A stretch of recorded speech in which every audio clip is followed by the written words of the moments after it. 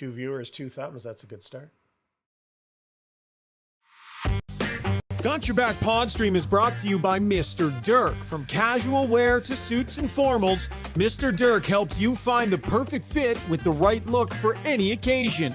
Step up your wardrobe at MrDirk.com. I've said it before, I'll say it again. You can't trust a forward. Listen to my words tonight. Don't just fall in love with my face. I used to be somewhat of a big deal, wheeling, dealing, no bucket in the warm-up, people carrying my bags in. How many times do I have to tell you through text, let's talk about the PK? That is a dirty hit that needs a response. I like a stiff, stout pillow. We'd rather dress nobody than dress you. The only thing I like better than easy points are free Slurpees. Goalies embellish all the time. He tumbled over like he was hit by a Zamboni. Am I this good, or are we just winning by 7 goals, and that's why I'm out here? Just say, I know you're right, Struddy. Just get it out. I think I am the modern-day Ronnie Dangerfield. Yeah, I get no respect. And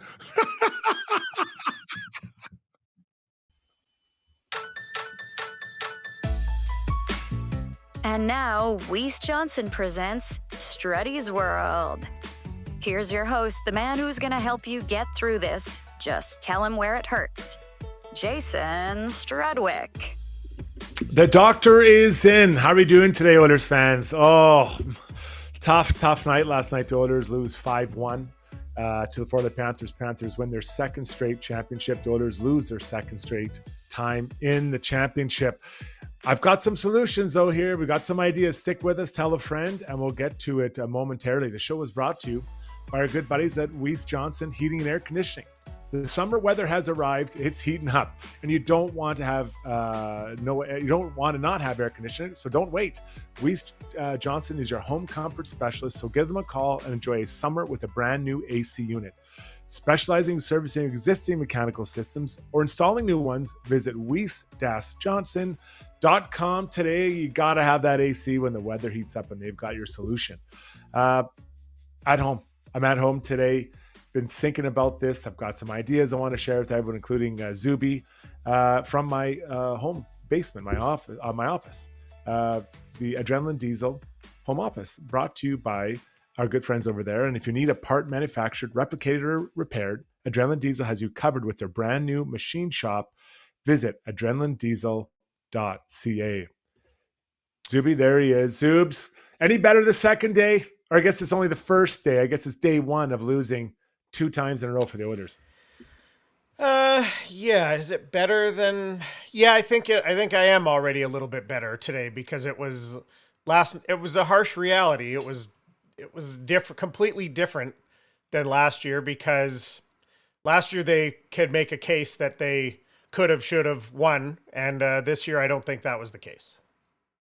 100%. And I think they're angry. It seemed like they're angry after the game. We'll get to a couple quotes from the guys here. Coming up in about 10 minutes, we'll have Rob Brown join us, talk about his thoughts. Obviously, Jamie McLennan will join us in about 25 minutes. Get off your fence.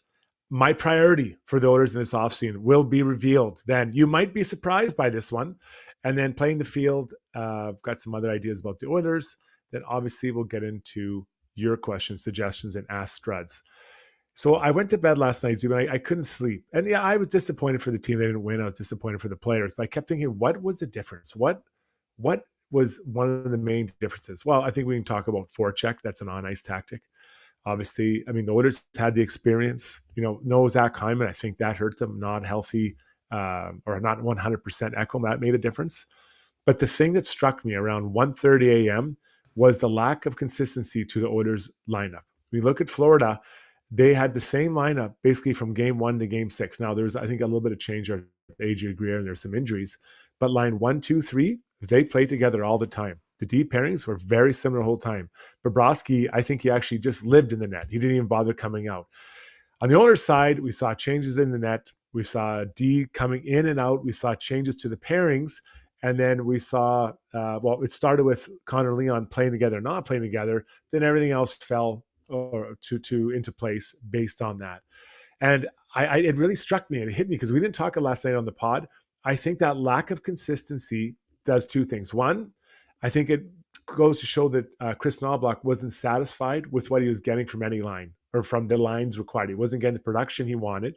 And two, the guys are coming each night wondering who they're going to play with. And that happens. And Oilers have done that a lot, especially in the second half of the year. But Zubie, that lack of consistency is something I think they have to address this offseason with the moves they're going to make, and then try to find lines and pairings that make sense. And they know this is our group, because the Panthers did it, and it absolutely steamrolled the Oilers in the 3 of the last 4 games. Yeah, and it's so do you think that consistency, do you think that's just the way Chris Knobloch coaches or wants to coach, or do you think it's it's personnel that they need to have their guys dialed in, and then he's going to be more comfortable with it? It seems like every coach that we've seen of the Oilers in the McDavid Draisaitl era, that's just at their fingertips to move those guys around when things aren't going their way. Well, I think it's a bit of both. I think that when things aren't going, you're trying to tweak your lineup to find what works and what doesn't work. They weren't getting enough production from whoever. They did in the first 3 rounds, and for the most part, things kind of stayed together. But when they got against another team that was equally talented or more talented than a deeper team, that's where the Oilers, it kind of fell off, and they were constantly moving, constantly searching for answers. So I'm looking at this as a personnel issue. They got to find solutions and some players are able to play together and have more consistency. Because when you do that, now you're rolling more often 4 lines, and I think the 4 lines are best. The Florida Panthers rolled 4 lines. The Oilers, they were kind of throwing 4 lines, but it was constantly being mixed up, constantly being jumbled. So I'm not blaming the players. I'm not blaming the coaches. I think I'm looking at the management and say, okay, you've got to figure this out so that you have players that slot properly. Again, missing Hyman makes a big difference, because without Hyman, that it just, everyone's moved up. So Connor Brown goes from being a 3rd-line winger to also a 1st-line winger. Or Perry, although he did play a bit there this quite a bit there this playoffs, he plays up, but I think he's suited for spot duty, not regular action there. So really an interesting. It didn't even dawn on me until, like I said, about 1:30 last night. I sat up right in bed and said, "I got it. I got this for Strudwick's World tomorrow." And what did Shona say? I'm trying to sleep here. For the love of God. Yeah, she's like, I don't really care. Talk to me in the morning. Talk to me in the morning. Not right now. I'm not really into it. So, and even it goes on the back end too. I think you look in the back end and the changing of the lineup, trying to find the right mix. And there's a lot of chatter. Do you want to leave? Should they have left Ekholm on the side and brought Stetcher, let him play more often? But I do believe you got to put one of your best D-men in the lineup. Even if he's only 60-70%. We don't know where he's at just yet. But that just throws things out of whack. You didn't see that from Florida. So that team was built, solid, tight.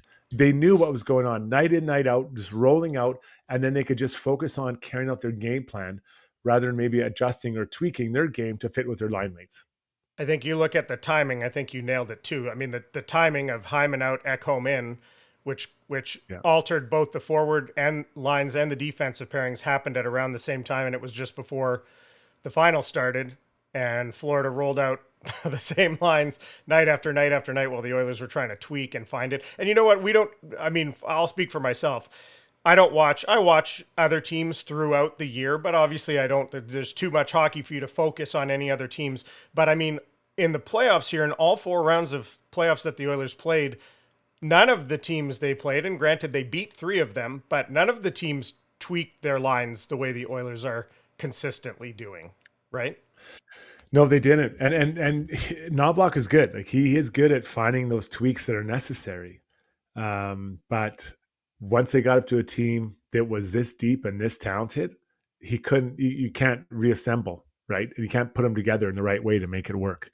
Let's get into our digital soundbox, brought to you by Douglas Mattresses. If you're like me, there's nothing better than a good night's sleep after a long day.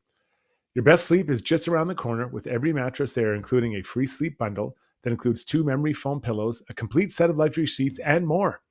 Visit the Douglas Mattress Store in Manchester Square. It's awesome. I've been there. They're very helpful. Check out the beds. Which one fits? Boom, got it, out the door. It's in Edmonton, or check them out at douglas.ca/GYB. Zubie, let's hear from Connor McDavid post game, and you could hear the frustration in his voice about the way things went for his group. And obviously their forecheck was great. They tilted the rink. They were able to kind of stay on top of us all over the place. Never really able to generate any momentum up the ice. We kept fucking trying the same thing over and over again, just banging our heads against the wall. So credit to them. They played well. You guys? Yeah, so there you go. Drop an F-bomb. Obviously, 97 wasn't too happy, and he's frustrated. So I think a single F-bomb is fine in that moment. But Zubes, sneaky little F-bomb in there. Yeah, he just a quiet one, an under the breath one. But when you hear him talk, there is frustration for sure. Last year was sadness. This year, I think it was more frustration.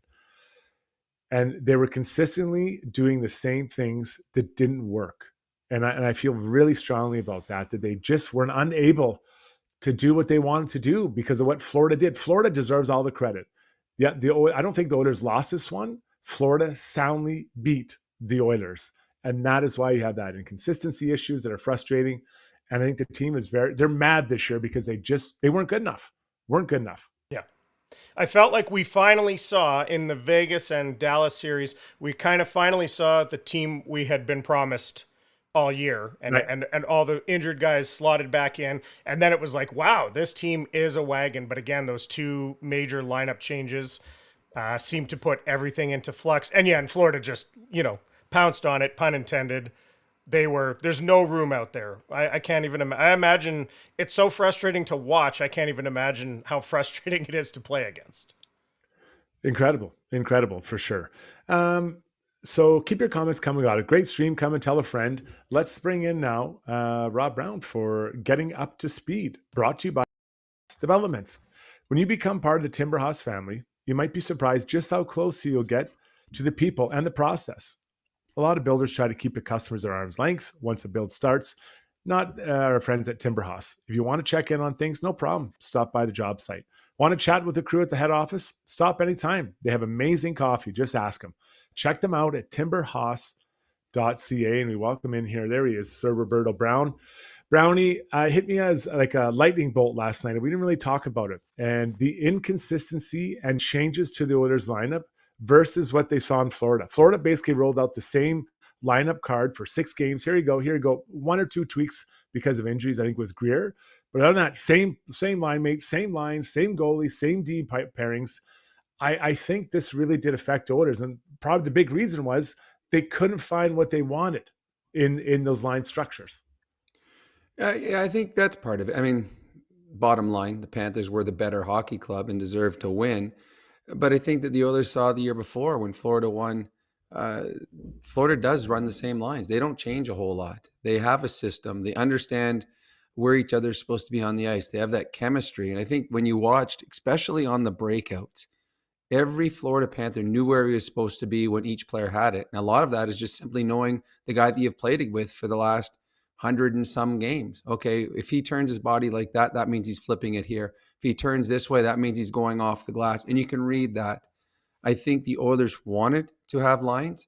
They went out in last July 1st and signed Skinner and Arvidsson to play with Leon. That lasted, I think, 2.5 games, and they never went back to it. And then it was just a blender the entire season. There was never lines. And it's funny, we always, on Ched, we do, okay, here's the Oilers lineup tonight. You, me, and Schauger on our podcast will do, okay, let's predict what the lines are going to be tomorrow night. But why? It doesn't matter. Yeah. What the Oilers do in warm-up for the first shifts, as we saw last night, changes in the second shifts. And having Connor and Leon allows you the ability to change lines more often because they're great and they can make everyone better. But there is something for consistent. When I played, it was all, you started with a line, you ended with the line. If your line struggled, or if one guy in the line struggled, the whole line sat. So there was a goal of all three of you playing well together so that you got more ice time. Florida was the better team, so it was easier to stay with the same lineup. But I do believe, especially in the defensive zone, that there is a positive of having players that have played together for 6-7 months in a row, or for the Florida Panthers for a couple of years in a row, because they know where each other's going to be and they can read that play much easier. And in a series of such speed that we saw, you don't have time to think. So that little slight advantage of knowing what your line mate's going to do allows you to anticipate it, and it just gives you that split second more to make a play. So obviously the coach didn't feel that they could do to keep them together. So then the step above that is Stan Bowman, the GM.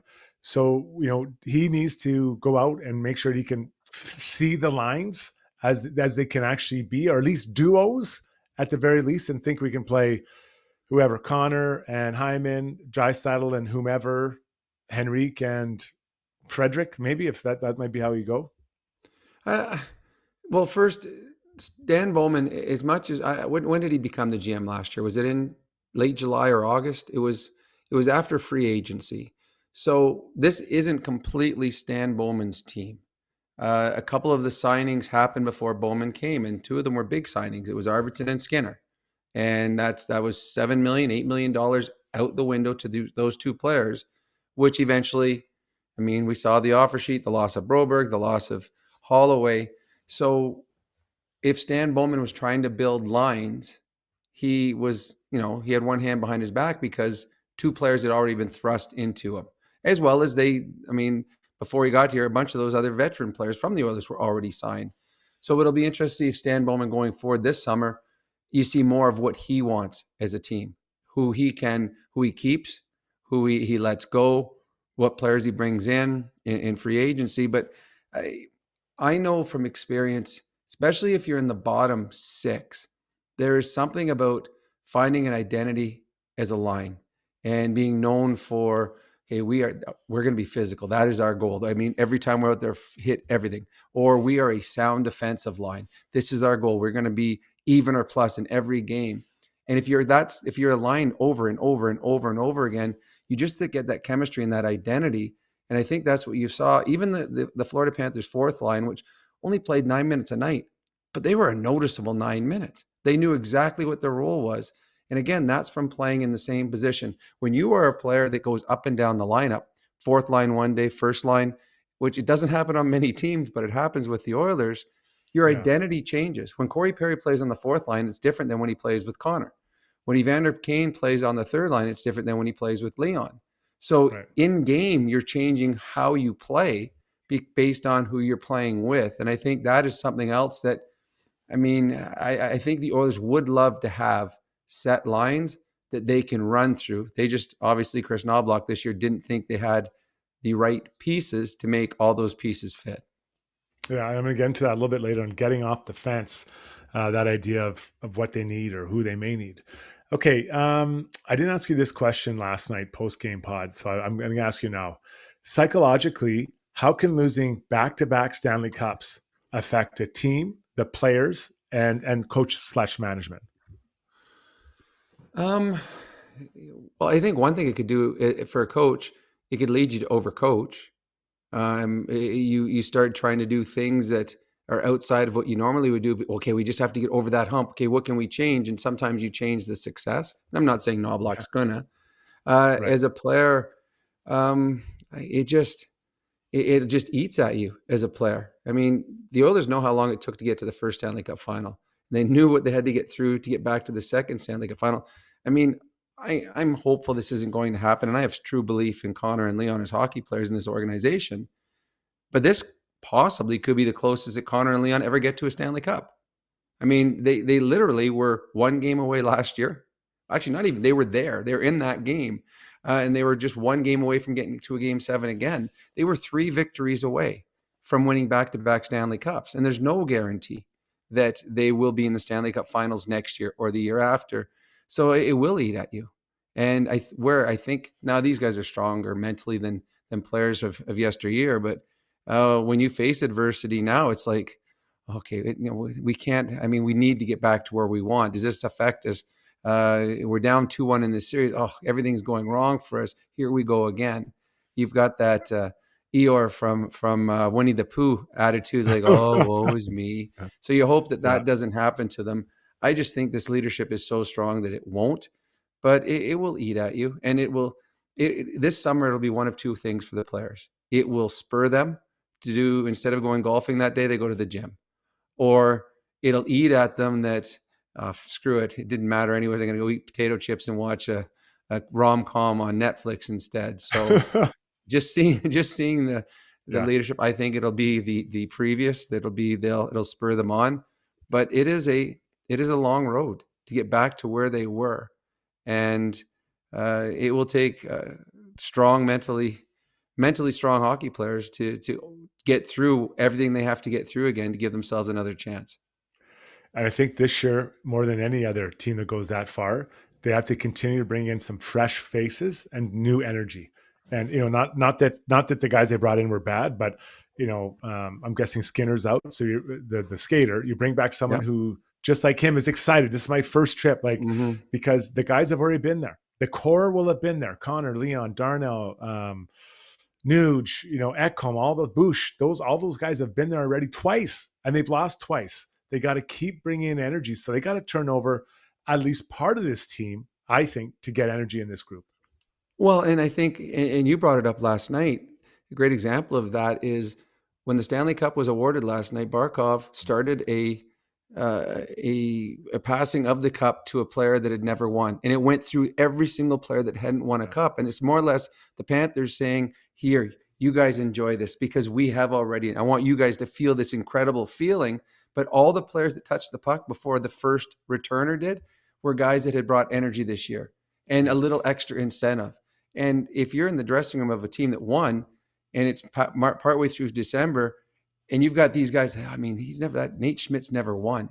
This is his opportunity. Or now you're in late February or March, Marchand's here or Jones is here. Let's have an opportunity. So just gives you a little more inspiration for your team. I know we've won it, but we want these guys to feel what it's like. So yes, I do believe that the Oilers need some youth. They need youth simply because they are the oldest team in the NHL, and it hasn't worked. They lost both years. They need to get younger. I think there's some players that, as this playoff run went, started to slow down a little bit, and it's exactly 1 year away from now. Those players will all be that much year older. So there will be some changes here in the summer. And I think you're going to see more of a Stan Bowman blueprint of what he wants this summer by the players that are subtracted and obviously the players that are added. Brownie, thanks for this today. We have another pod tomorrow night, I believe, with Got Your Back. I know you have a Mahjong tournament you paused, so good luck with the rest of that Mahjong tournament this afternoon. Well, I appreciate it. They're just holding the right over there. It's a good group. You'd like them. Nobody's under the age of 82, but I feel youthful and sexy in this group, so I'm pretty excited about it. #TooSexy. Brownie, thanks, buddy. We'll check in with you later. All right, see you, Struds. That was Up to Speed, brought to you by our good buddies over at Timber House Developments. Okay, so Noodles is flying home from Florida to Toronto, and he and Zubie have a constant communication. They're like tight as can be. So what's going on with him right now, Zubes? He's still doing customs, I think, and getting his bag. Okay. So, he said he'll be good at, say, 12:40, so we can squeak play in the field in here after the break. Also, I think we should. We didn't give people the jingle, the Weiss Johnson jingle. Do you want to do it now, or do you want to save it coming back from the commercial? No, let's do it now. So Weiss Johnson's our title sponsor, and you can check them out at weiss-johnson.com. Jingle. Weiss Johnson, whoa. Gotta let it roll a bit. Let it roll a little, Zube. The people are feeling it. Somewhere the guy who sings this thing is like really proud. I know. I feel like I recognize that voice. I feel like I know it, but Paul Brandt maybe a little bit. Sounds like Paul Brandt. I'll have to ask next time they're on. It's not. Okay. It's not the Captain Tractor guy. I know that. Okay. That's for sure. Okay, well, let's do this. Let's take a pause. When we come back, we'll get to playing the field and maybe even getting off the fence to see how timing is. Stay with us. We'll be right back. If you're considering a vinyl fence, don't be fooled by cheap marketplace imitations. Get top quality vinyl fence from a trusted company with 20 years in the industry. With locations in Calgary and Edmonton, check out dlrvinylproducts.ca. Join over 250,000 Canadians who have upgraded to Canada's best mattress. Douglas is proudly made in Canada and ships directly to your door for free. Douglas is easy to set up. Enjoy perfectly balanced comfort and an easy-to-clean machine washable cover. Get a free sleep bundle with your Douglas mattress. Try risk-free for 365 nights. Get your Douglas mattress today. For over 60 years, Belvedere Golf and Country Club has delivered a high-quality membership experience to Edmonton and area. And now it's even better. Drainage and irrigation improvements in 2024 have taken course conditions to a new level. This commitment to long-term sustainability means exceptional playing conditions all season long. Belvedere's tee sheet availability is unmatched, so join now and experience golf the way it was meant to be played, on your schedule. Visit belvederegcc.com today.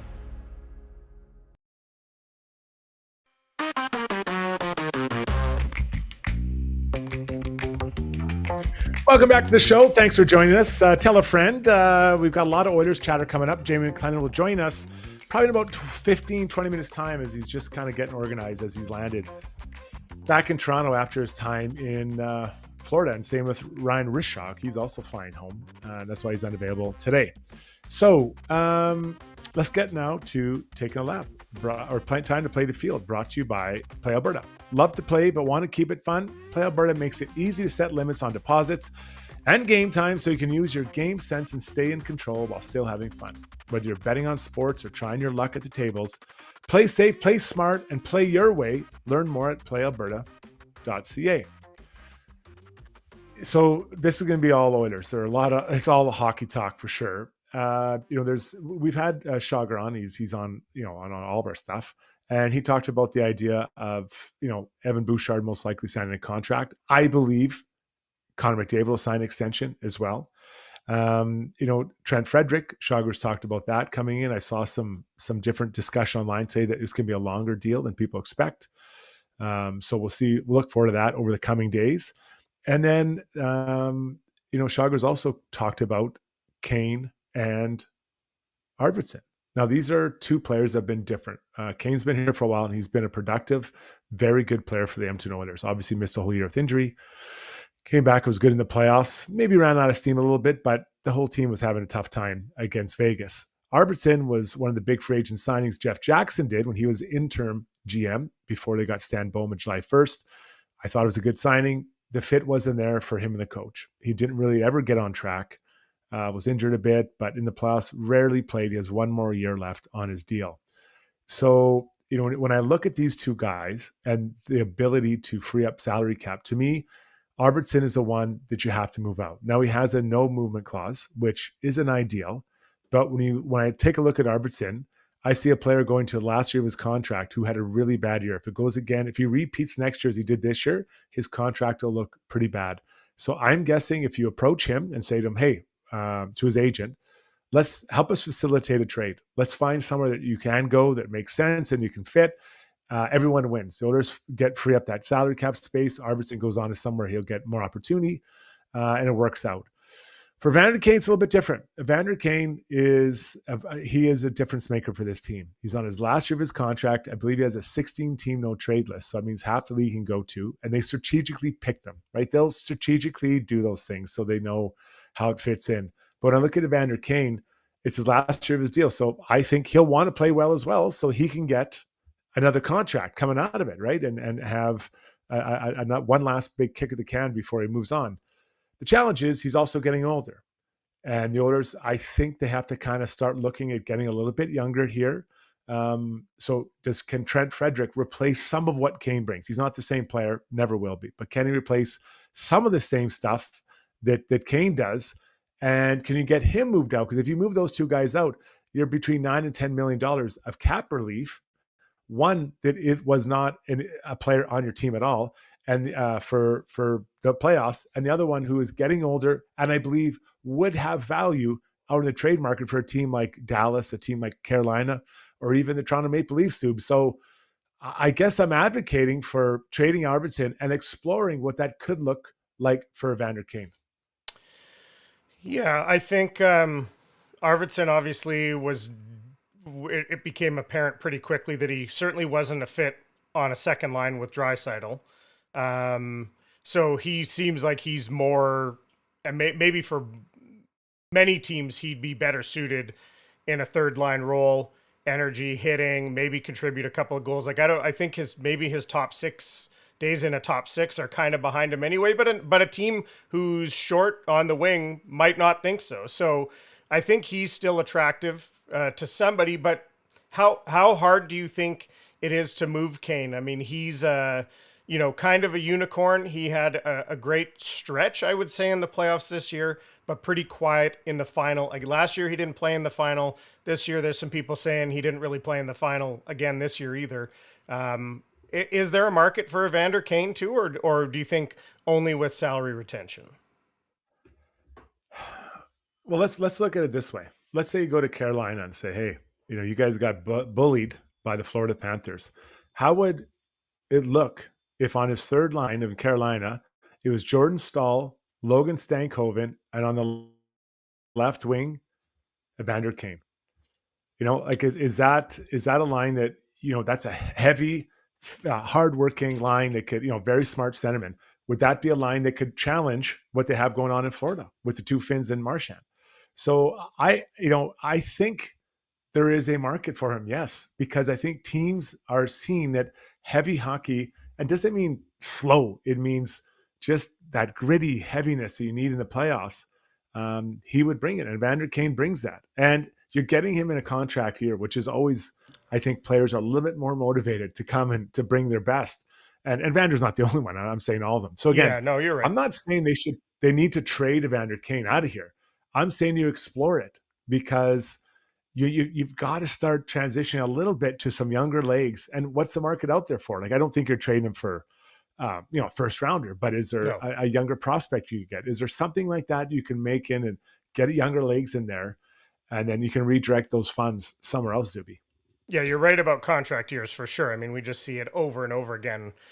So yeah, if you're a team taking either of those players on, as long as you're comfortable in the cap, there's not a ton of risk there. You're taking them on for the final year. The Trent Frederick thing, I haven't got to see him. I'll admit I knew of him. I'm not super familiar with his game, the way he was playing in Boston before he suffered the injury. But that contract, I don't know, that signing a guy for a 7 to 8 year deal, if that's the term based on what we've seen in Edmonton so far, that worries me a little bit. Well, I think that, so you'd be spreading out the money. So if it's let's say it's 7 years times 3 or 3.5. Yeah. Is he going to kill you for that amount of time? I still want to see him at center. I really want to see him play center. The problem is I don't want to pay my fourth line center $3 to $4 million. Yeah. So that's the problem. Now I know the salary cap's going up, and we all have to readjust kind of what our numbers are in our heads. Right. But I would love to see him at center. So next year maybe he's Henrik's winger, and then he slides to center if Henrik isn't back, because Henrik's last year is next year. Yeah. And he slides into center. You get a bigger, heavier line there to kind of play and still make plays. But we didn't see the best of Trent Frederick. I talked to some people in Boston. They say he's an amazing guy, and he looks like he's half of what he normally is with his ankle issue. So a healthy summer, come back, feel better by yourself, join right from the beginning, and there's a player there. But if he's $3 million, is it going to kill you? Nick Paul had a similar one in Tampa. Now Nick Paul is a much more offensively gifted player than Trent Frederick, but Trent Frederick's a pretty good defensive player as well. Can you get him on the penalty kill? So obviously they've liked what they've seen. They like the person. Sounds like he likes Edmonton, and everything's a fit. I just think you need to keep that heavy body in there, especially if we're thinking about moving out Kane. If there's an opportunity and he agrees to it, you need someone up front that's heavier, because it can't just be Hyman and Trent Frederick. Perry's still an unknown as well at this point, and he's not getting any younger. Yeah, I like his age, I like his size, and I like the game I'm supposed to see from him, and I understand that high ankle sprain is really tough. So if he wants to be there and wants the term, we need a couple, the Oilers need a couple guys like that to fill out this roster. So we shall see. It sounds like it might be happening. And just a side note there before we move on is that, Matt Savoy is a wild card in this as well. He's a young player with fresh legs and can skate and make plays.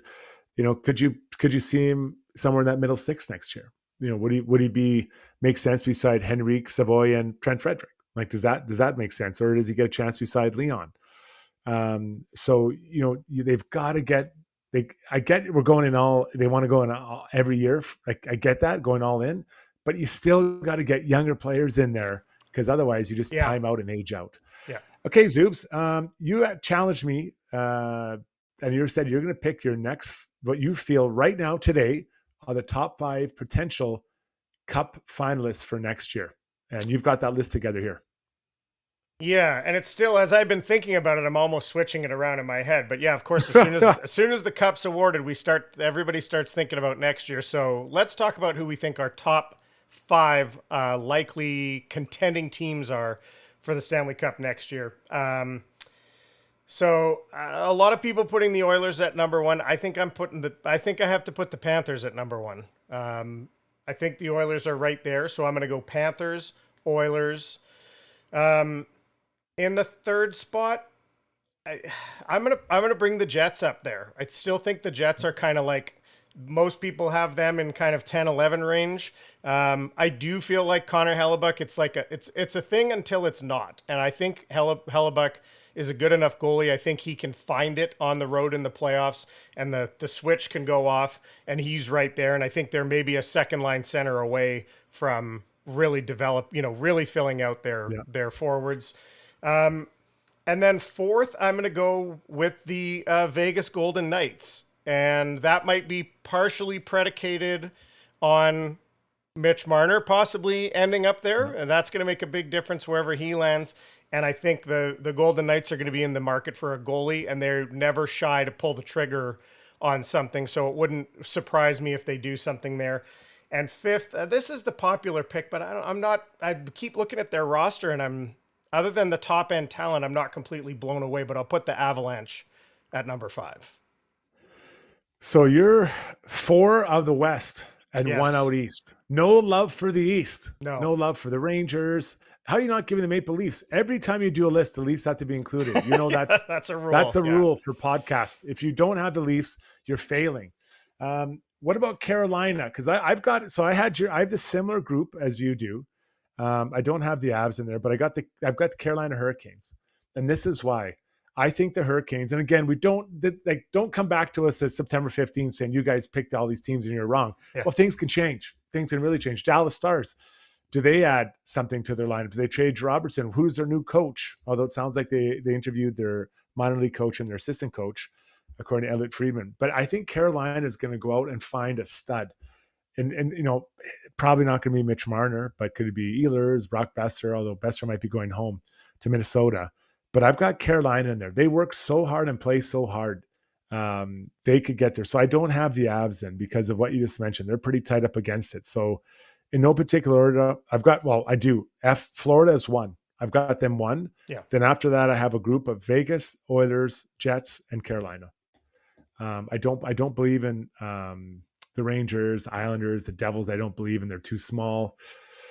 Who else are we missing? LA. The Capitals. What did you like? If looking in the East, Capitals. They were manhandled pretty well by Carolina. Yeah. Their goalies had an amazing year. Can those goalies do that again? Can everything go right for that whole lineup, that whole roster? I think they had a perfect year and they got manhandled in the semifinals. So I'm not sure I'm believing in them. Who else am I missing? There's the usual, like St. Louis. I'm not sure. Nashville, they got a long ways to go. Can Ottawa make a big jump in the East? Ottawa or Montreal? Those are the two, young Canadian teams who snuck into the playoffs. Can either one of them make a big jump? I think they're going to fight to continue to go up, but I don't think they're going to jump up into a top 10 in the league, not a top 10 in the league. So we'll see what's happened with those guys. Lastly, Zubie, I don't know where you drag all this info out and all the pictures, but you've got a picture of a couple very happy gentlemen here. Yeah, some former foes on the ice. On the ice, of course, in a epic Stanley Cup battle back in 2011. Now teammates of sorts, in bringing a championship, the second consecutive one, to the Florida Panthers. Roberto Luongo and Brad Marchand taken in this photo here, and I don't know. I never had any dislike for Roberto Luongo, even when he was in the Vancouver market, a team that obviously the Oilers battle with lots. I love this guy. I don't know. I like both of these guys. I got no problem with either of these guys. I like them. It's just pretty cool to think. It's just kind of hockey uniting in different ways. These two guys on two different teams some 14 years ago, going head-to-head, tooth and nail in a championship against each other, which, of course, Boston and Marchand came out on top of. But pretty cool to see them here together celebrating this championship last night. Yeah, I mean, Brad Marchand's an incredible story. I didn't have him impacting the playoffs like he did. He was one of the best players in the playoffs. He's absolutely incredible. So impressed by him. And Robbie Luongo, for those of you who don't know, he lives, I believe he lives down there in Florida. His wife is from that area, played there a long time, and he's a special advisor to the general manager. He's done that group has done a good job. And I'm wondering here at some point if Roberto Luongo doesn't find his way, into a more, this sounds wrong, but a more significant role, like assistant general manager or something like that, a little bit more intense role with the Panthers or somewhere else, because that group is having success. And usually what happens is that other teams that are struggling come in and poach those that are doing well, the talent, not just players, but front office staff and coaches. Yeah, it seems to me, though, that Florida is the spot he would really want to. It's going to depend. Where's the pull? Is he comfortable there because that's where his wife and family are? Is he comfortable in the position he's in because of where it exists geographically? Or does he have aspirations to move up? And maybe our next guest will know something about that too, because he's got a relationship with that guy, I believe, dating back many years. Oh, you're muted there, Struddy. How is Noodles think he's ready to go here? Yeah, he's here. So we can do the break, or we can get right to it. Yeah. What do you think we should? Maybe we should do a break here. Don't we have a break let's get Noodles in here. Then we'll do the break. We'll come back with Get Off the Fence and Ask Us Anything. Okay. Sounds good. Okay, let's do that. Let's get to our Struddy's Buddy now, brought to you by HSC Core Services. If you're a small to medium-sized business, HSC Core has your back when it comes to health and safety compliance. From creating and managing a tailored health and safety program that meets all legislation and core requirements, HSC Core supports clients' operations every step of the way. Visit www.hsccor.com. That's hsecor.com for more info. And there's our man right there, Noodles. Welcome back from Florida. Looks like you got some sun down there. Yes, I was wearing a Speedo by the pool. No, I wear a hat and a black shirt. Do you think I'm ever going to go near water down there? I think I didn't even leave my room other than go to the rink and then come back. But how are we doing today? Is it Black Armband Day today or what? You know what? I think last year was a lot sadder. I think this year the Oilers got pounded by Florida, especially the last 4 games. Like you were there watching them. I saw them Saturday night live. Florida was so impressive. It wasn't like it was close. Last year you could say, yeah, they could have won if they had a shot or a save. This year, I don't think they could have played a best of 27. They weren't winning this series. Florida was just too good, Noodles. You look at the structure, you look at their depth, you look at their goaltender. There's lots to dissect. First and foremost, the Florida Panthers, like you said, deserve all the credit in the world. And even talking to some of the guys off air, we were on the ice until 1:00 in the morning last night. A lot of guys were floating around. You're just chatting with the guys. I got an opportunity to interview, Bennett and Ekblad and Kachuk and, Reinhardt and Bill Zito and, just chatting with everybody. They were it was weird. Like they were quite confident. Like I asked Sam Reinhardt, I said, you guys have a chat, did you have a chat as a group, in game 6 morning skate, we're not getting on this plane to game 7. Let's, and he's like, no, we knew we were going to take care of business. Like it was weird. And it wasn't a cockiness. It was just like I remember a buddy of mine, and I'm not going to say the team or whatever. I remember they were down 3-2 in a series in the Stanley Cup Finals. And he called me and he's like, "We got this team." And I was like, "You guys are down. What are you talking about?" He's like, "We got him. I'm telling you, we got him." And they ended up winning in 7. And it was almost like every guy I talked to was like, "Yeah, we knew their mindset was they felt it was going to be a long series because of the talent that Edmonton had, but they felt they were a better team." And I don't disagree. I don't disagree. And it didn't just, it's not McDavid and Draisaitl. Like, there is some grade A talent on Edmonton, but you could clearly see, and Struddy, you were in the building, like I say, you, you could clearly see the systematic difference. You could see the details. One thing I was disappointed in Edmonton, and this is harsh, I'm going to say this, there's two things. One, courage, and I'll elaborate on that in a second. And the second thing was IQ. So I look at, like, courage isn't about fighting. Courage is about taking a hit to make a play. Courage is about winning a 50-50 battle. Florida played with courage every moment of that series, where there were times, game 5 was atrocious. Being in the building and seeing guys bail out of hits, seeing guys like 50-50 and I don't have it. You're in game 5 of the Stanley Cup Final. I saw guys bailing out last night. And I'm not going to focus on certain players, but I could point out like a guy like Connor Brown.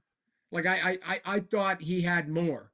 Kasperi Kapanen, again, these are guys farther down in the lineup, so I'm not going to just sit and fire bullets at them. But it just, to me, you're like, this is your opportunity, because you never know when it's ever going to come again. And you should have played like your hair was on fire, and it was just casual play. And hey, we'll come back into the zone, and maybe we win this battle. And yeah, you can say, hey, Florida put on a defensive clinic, but you've got to find a way to battle through that. And I thought there was too many passengers, and you could see as the game went on, their will was broken. Like their body language, everything. It's like, we don't have it, and this team's better, and we're just going to succumb to our injuries type of thing. And the other thing that I mentioned, Struddy, I know I'm getting long-winded, is IQ. You need to be smart against teams like that. And there were too many low IQ plays made where Florida just they played into their hands, where you're like, okay, you're going to do that play, all right, we're going to turn the puck over and go there. And in defense of Edmonton, I do want to see the list of injuries that come out, because there certainly weren't guys playing at their best. They did miss Zach Hyman. Ekholm looked like a shell of himself. There were guys that, I think Trent Frederick has a lot more. I don't know what McDavid was playing with, but he wasn't super explosive when needed and for a couple times. But in the end, you have to tip your hat to Florida. They were unbelievable.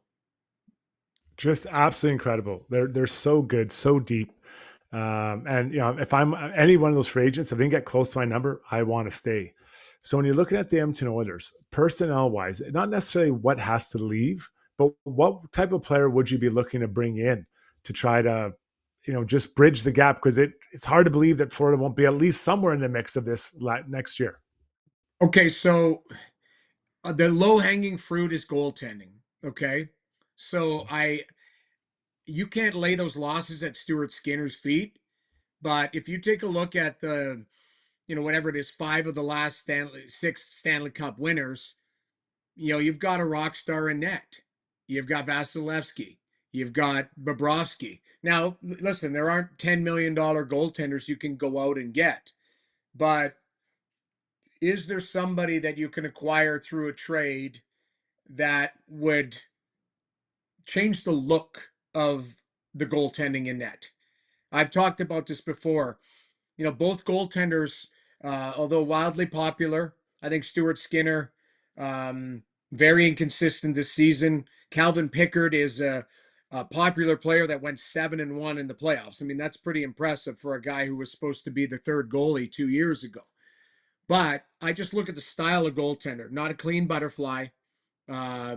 not a traditional guy that just makes the saves very consistently. So again, this is getting crazy, but you're phoning around seeing if there is an upgrade.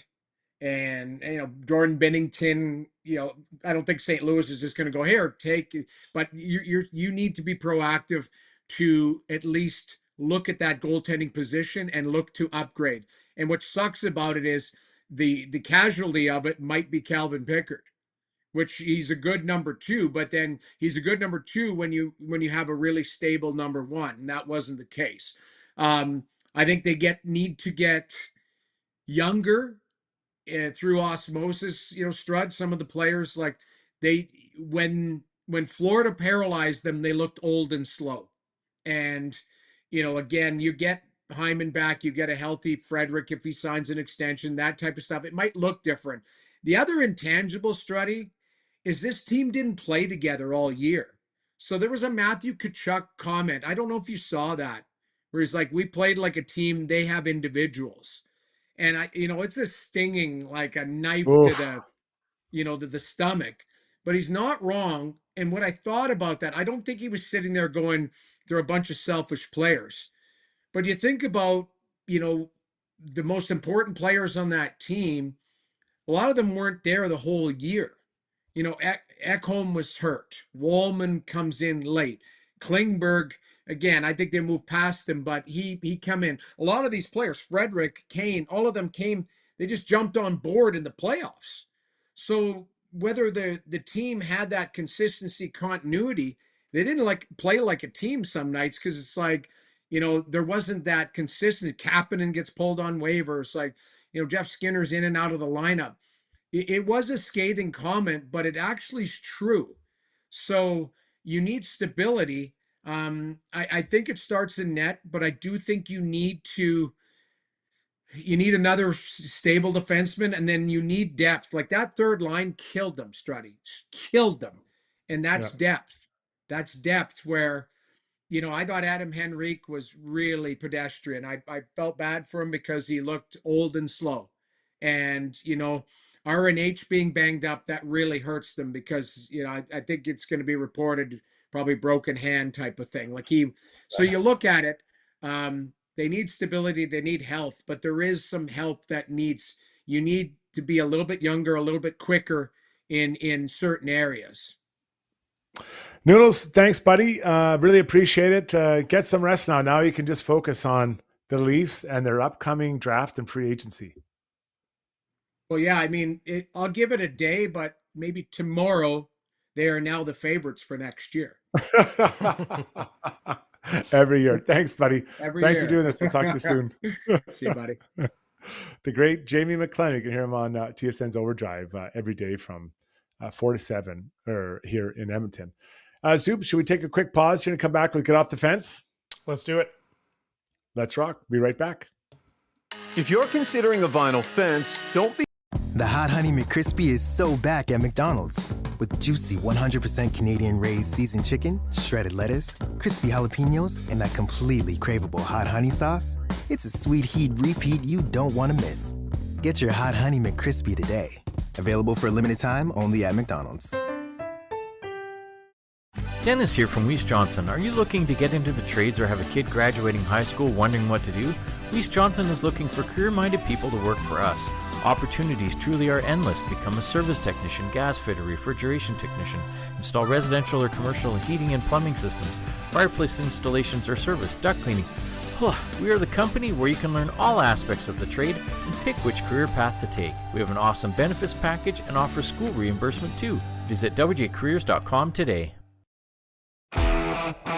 Specializing in heavy-duty commercial truck powertrain repair, performance, tuning, and part sales, Adrenaline Diesel's professional team is ready to assist you with all of your needs, from the simplest oil changes to engine conversions, overhauls, and engine modifications. Featuring an all-new online parts store and machine shop to manufacture, replicate, or repair parts, visit adrenalinediesel.ca.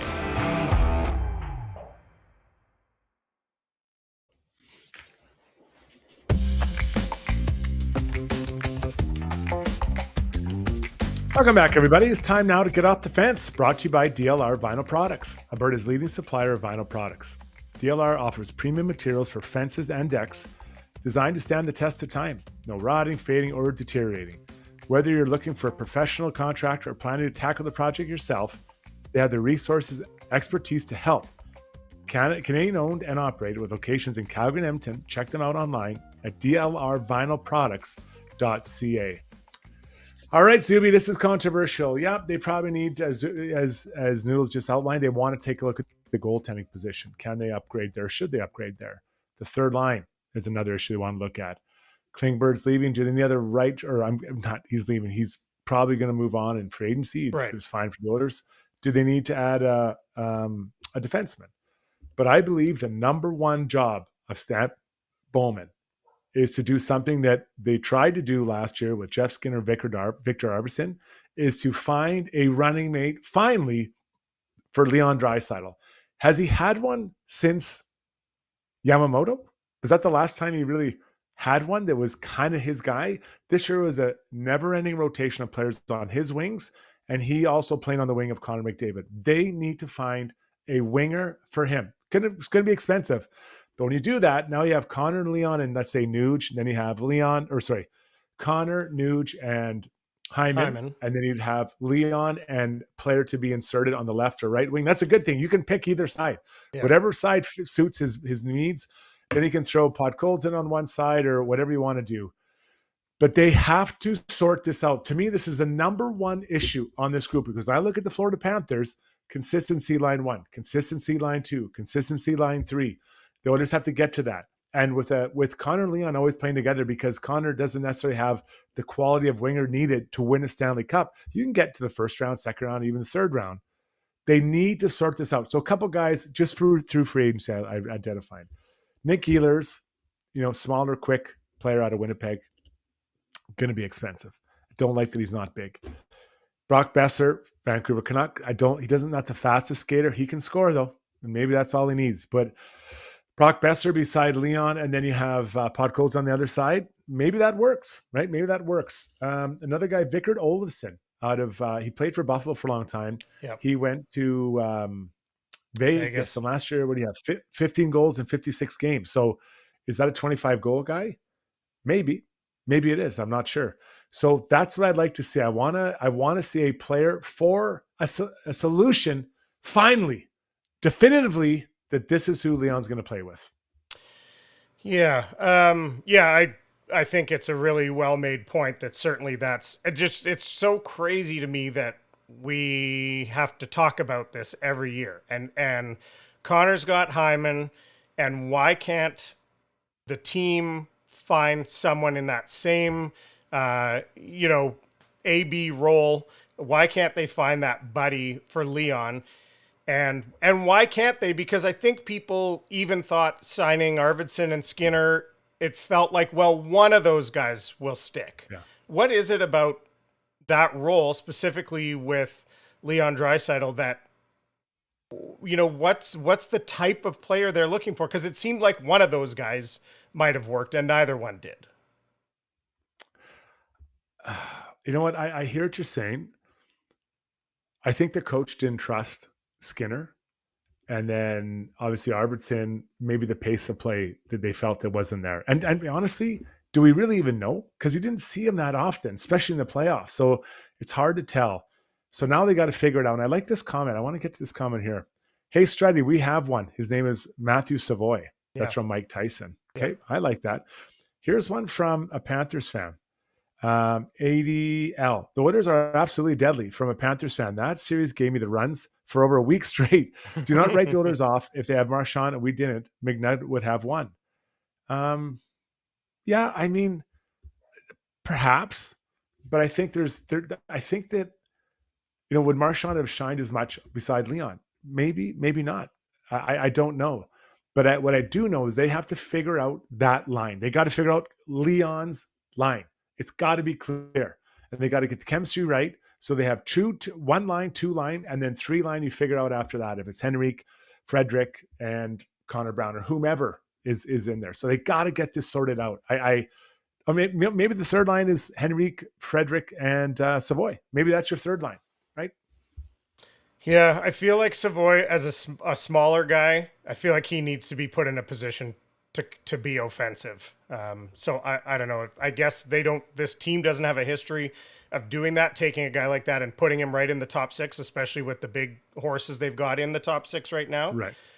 Yeah. So, I mean, what do I know? But that's where I'd rather see that. I'd rather see him with Leon and say, try to figure it out. Because Leon proved this year, as he has in previous years as well, but Brownie talked about this so much, it almost doesn't matter who his line mates are. He still finds a way to get on the score sheet even when his line mates aren't. And we talked about that lots when Podkolzin and Arvidsson were his wingers. So I don't know, maybe someone else said, give Savoy 20 games there at the start of the season and try to force it to work because Leon's going to contribute anyway. Yeah, no, I hear it. Be interesting. See what they do. Be interested to see what they do. All right, that was getting off the fence, and we have lots of comments about that coming in. So let's move right into Ask Struds now. Brought to you by McDonald's. Oh yeah, McDonald's is letting you have it all with their new nacho chicken poutine. It's got seasoned chicken, nacho cheese sauce, tortilla strips, cheese curds, and savory gravy, all on their world-famous fries. The nacho chicken poutine is available at McDonald's in Western Canada for a limited time, so have it all before it's gone. Zubes, what do the people want to know?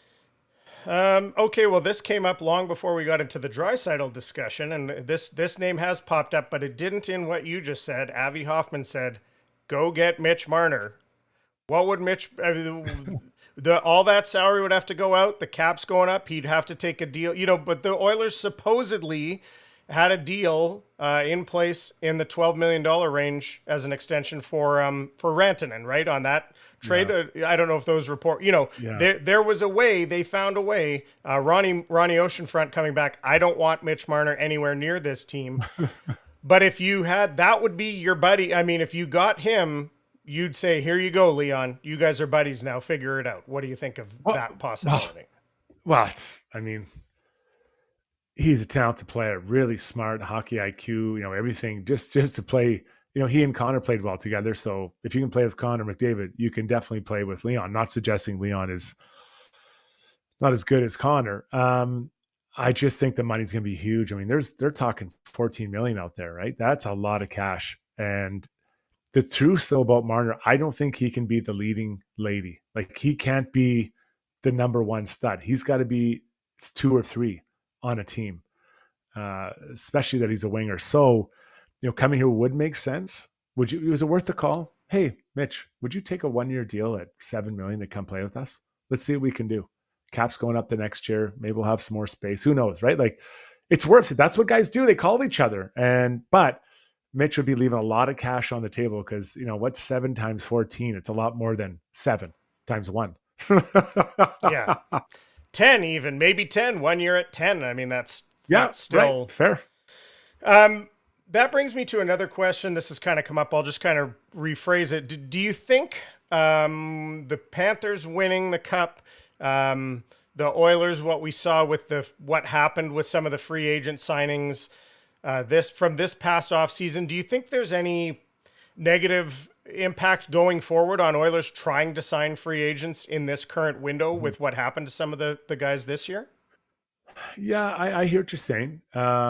But there was other, like Podkolzin came there and did really well. Klingberg came and things went well, right? So didn't work out great for Skinner and Arvidsson, for sure. It wasn't ideal. And Jeff Skinner will be moving on. But Trent Frederick's going to sign an extension, right? It sounds like. So he's traded for. So you have to also look at both sides of it all. Kapanen came in. I'm guessing he gets an extension, right? I don't think he's going to get a ton of money, but maybe another year and they're on the same amount. But the opportunity to get to the finals, it's like a drug. You just want to be there and you want a chance to do it. And there are 2 spots open on Leon's wings. If you're a forward, that's a pretty good landing spot, especially on a 1-year deal. I'm sure Skinner was hoping that would have translated to more. It didn't. But if you're maybe a guy who's coming off a bit of a down year and you think you can come and play with that guy, my God, there's a lot of cash to be made on the other side if it does work out. If is the big question.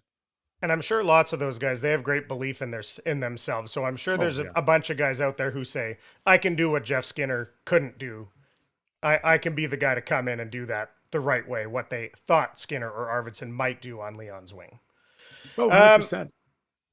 Alan James said he wants to know, do you guys think Stu Skinner is good enough to bring us to the promised land? And he added, I think the contract, and, Brownie's brought this up a bunch. I think it's important to remember what he's making is not just as not even the value. It's just like that's where he's not a $10 million goalie. He's not an $8.5 million goalie.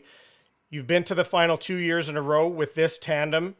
Maybe has to be some consideration about if you need to invest more there to get you over the hump. But then the follow-up from Alan is, what's Stu going to be expecting on his next contract? You got 1 year left here. Is he going to be looking at a jump to $5 million or more? Binnington makes $6 million. Gibson makes 6.4. Like, these are the other guys kind of in the conversation on a trade. I know I'm throwing a lot out at you, Struds, there. What grabs your attention? What do you say to any of that?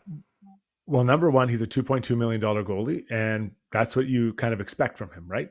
You're not expecting the same from a $10 million goalie as a $2 million. Now, could he have made some saves? Yes, he could have. I don't think he's the reason they didn't win the Stanley Cup. I don't believe either he was the reason they could have won it, right? Neither goalie was that's the truth, right? No one played their best. I would investigate what other coaches, what other goalies are available, what the cost of acquisition is, what their money is, because again, these guys are $3.2 million together. It's crazy how little they make. Yeah. And that duo got you to the Stanley Cup Finals 2 years in a row.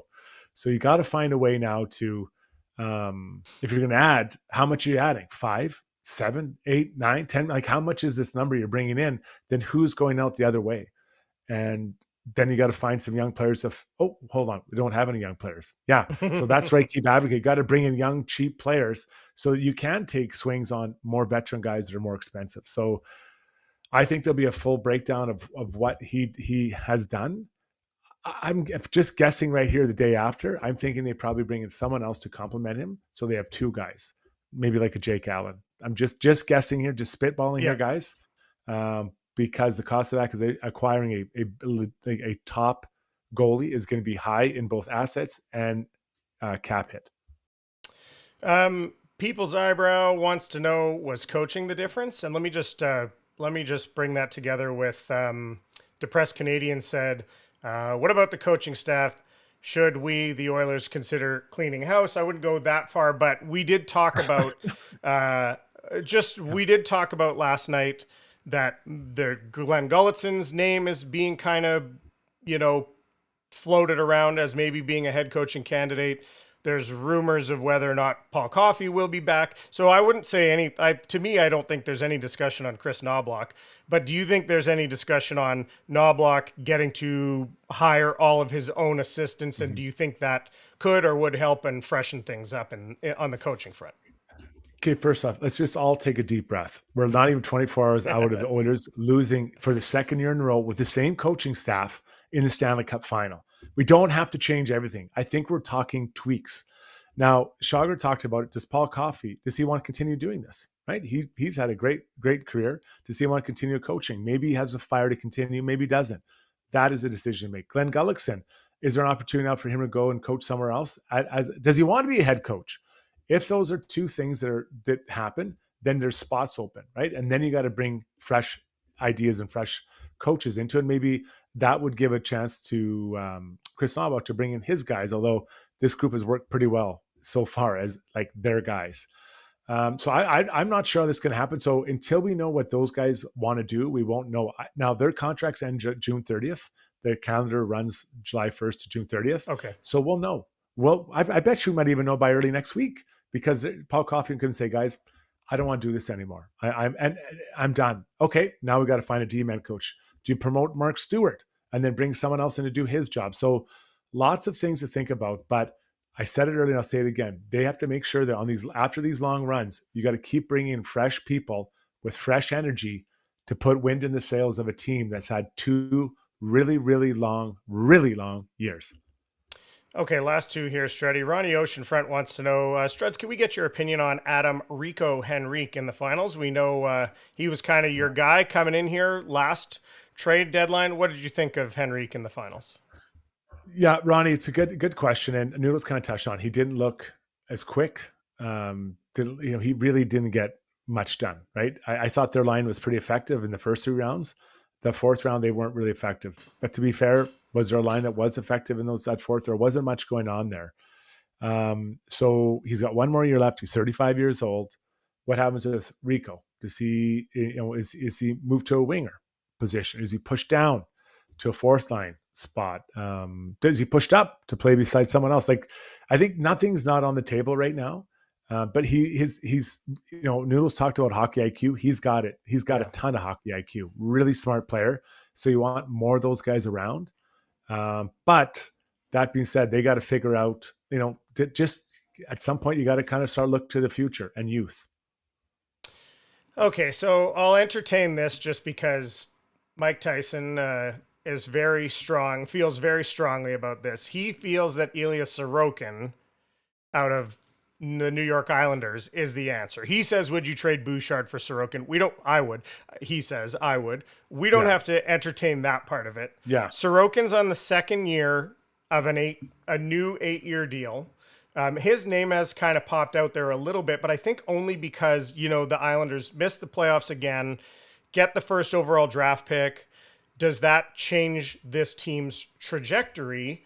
And Ilya Sorokin his cap hit is 8.25 for an all-world goalie. That seems manageable if you've got a $1 million, a backup at $1 million-ish or whatever. Would you go after him, Struddy, if it meant you were going to have to lose a big piece out the other way, like a Bouchard? He's a really good goalie, 29 years old. That's 5 years left on his deal. The Islanders have Noah Dobson already. So do they need Bouchard and Dobson? Noah Dobson needs a contract. So does Bouchard. And they keep talking about one's going to wait for the other. Although I think now Bouchard's going to be a lot higher cap hit. So it might have to be a deal of a bigger deal, right? Because you trading just Bouchard for Sorokin doesn't make a lot of sense for Islanders because they already have Noah Dobson there. So does Dobson come back and then the Oilers take Sorokin? Is there other things going in? So I get the 1-for-1 Mike Tyson, but it doesn't make sense for the Islanders. Yeah, it makes a lot of sense for them, for the Oilers. Or do you move out, is it Skinner and Bouchard for Sorokin and Dobson and something else like that? You have to figure all that out, right? So you're kind of catching me off. I'd have to do a little research onto it, but I can tell you right now, Bouchard for Sorokin makes no sense for the Islanders, especially when they're probably going to draft a D-man number 1, that young Matthew Schaefer. Right. Okay. All right. Great stuff, guys. Thank you, everybody, for another great edition of Strudwick. Great numbers, great questions here. Keep in mind, we'll answer a bunch of these. We have a podcast tomorrow night for Got Your Back. Sounds like the Oilers players are speaking tomorrow. Probably have one Friday night as well. And then as we move towards the draft and free agency. So stay with us. Check our socials. Zubie, any final words? No, I just feel like this was kind of therapeutic for us to get back on here today and see our friends in the stream and just and talk about it. And already, I think it gets fun again to talk about looking forward. Let's talk about next year. I don't really want to dwell too much on last night or this final series. So I'm ready to move on. Time to move on again. We'll try to help you as we look forward to what's going to happen in free agency and all that coming up tomorrow. Got Your Back pod, probably around 8 to 9 o'clock p.m. Thanks for tuning in. Thanks to our guests, Noodles and Rob Brown. Obviously, thanks to all of our sponsors, WeissJohnson.com. We love it. We'll talk to you soon. Stay with us, everybody. Check our socials for more. And remember, there is always next year. Talk to you soon. Bye-bye.